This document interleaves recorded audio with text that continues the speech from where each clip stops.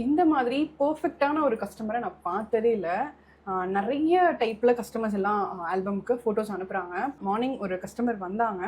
Photos வந்து எத்தனை ஃபோட்டோஸ்ன்னு கேட்டாங்க. பிரைஸ் லிஸ்ட் என்னன்னு கேட்டாங்க. எல்லாமே நம்ம சென்ட் பண்ணோம். ஹவ் டு ஆர்டர் அந்த பேட்டர்ன் எல்லாமே சென்ட் பண்ணோம். அந்த பேட்டர்ன் ஃபுல்லா எங்களுக்கு அழகா நீட்டா அட்ரஸ்லேருந்து ஃபில் பண்ணி அனுப்புனாங்க. கரெக்ட்டா 100 ஃபோட்டோக்கு 61 ஃபோட்டோ தான் அனுப்புனாங்க. ஏன்னா அவங்களுக்கே தெரியும் போல இருக்கு 61 ஃபோட்டோ போட்டா தான் அந்த ஆல்பம் வந்து நீட்ஃபுல்லா அண்ட் லுக்காவும் இருக்கும் அப்படின்னு. அந்த ஃபோட்டோ சென்ட் பண்ணாங்க. அதுக்கப்புறம் அவங்க வந்து ஆர்டர் கன்ஃபார்ம் பண்ணிட்டாங்க. அவ்வளோதான் முடிஞ்சிருச்சு. நடுவுல எந்த ஒரு லேகுமே அவங்க இல்ல. அவங்க எல்லாமே நீட்ஃபுல்லா அண்ட் பெர்ஃபெக்ட்டா பண்ணதுனால எங்களுக்கும் அந்த ஆர்டர் பண்றதுக்கு ரொம்ப கம்ஃபர்டபுளா இருந்தது. ஸோ ப்ளீஸ் உங்களோட ஆர்டரையும் நீங்க அந்த மாதிரி எங்களுக்கு அனுப்புனீங்கன்னா எங்களுக்கு கொஞ்சம் கம்ஃபர்டபுளா இருக்கும் உங்க ஆர்டர் பண்றதுக்கு. ஒரே இப்போ சில பேர் யோசிச்சு ஃபோட்டோ அனுப்புறீங்க. ஃபர்ஸ்ட் ஒரு 10 டேஸ் கொஞ்சம் ஃபோட்டோ அனுப்புறீங்க. அப்புறம் ஒரு 20 டேஸ் கழிச்சு கொஞ்சம் ஃபோட்டோ அனுப்புறீங்க. அப்புறம் எங்களுக்கு உடனே அந்த லாஸ்ட் டே வந்து எங்களுக்கு ஃபோட்டோ முடிஞ்சிருச்சா, ஆல்பம் முடிஞ்சிருச்சான்னு கேட்குறீங்க. நீங்களே சொல்லுங்க.